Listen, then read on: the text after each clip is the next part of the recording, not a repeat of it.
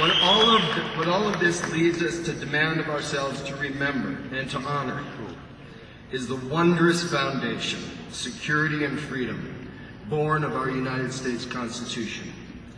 Citizens' rights, human rights, rights to equality of life, and the fulfillment of the human need, not luxury, to dream.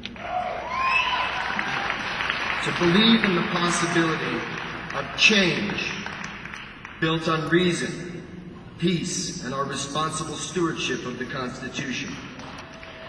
When do such acts as those in Oklahoma City or those in Santa Cruz become pervasive? And again, we are excusing no one their violence. They become pervasive every time we devolve our Constitution. Each generation's responsibility is to be more complete than the last in its commitment to constitutional principles.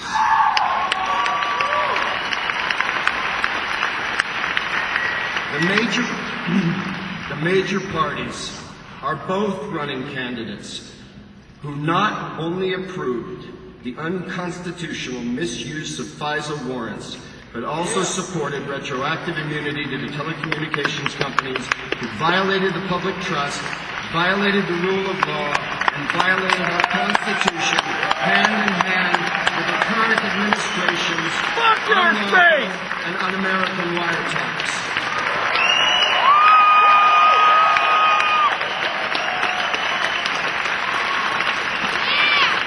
We are, in fact, their employers.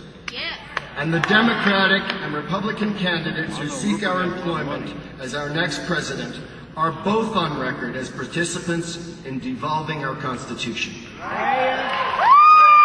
When a member of the United States military takes an oath of service, he takes that oath to serve our Constitution, not in the service of a 4 to 8 year employee.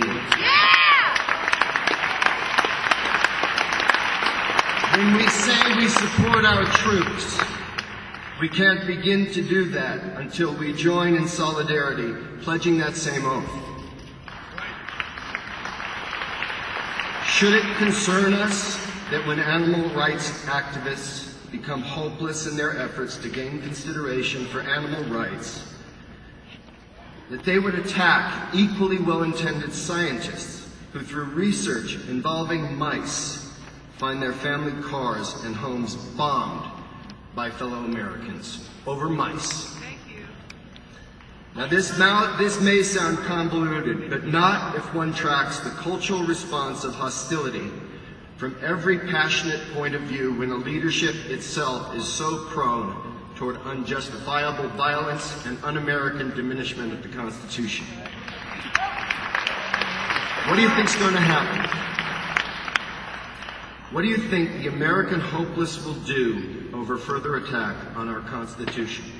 When Barack Obama and John McCain would neglect that the rule of law must not stop at the White House, that impeachment for them is off the table, that bombing Iran is on their table, we better consider what the fundamentalists within will put on our table.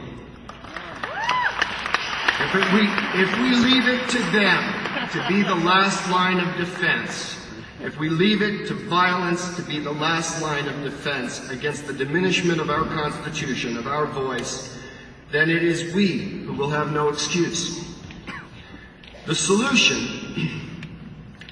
and our mission is to put all challenges on the table now, and to do that, we must have open debate.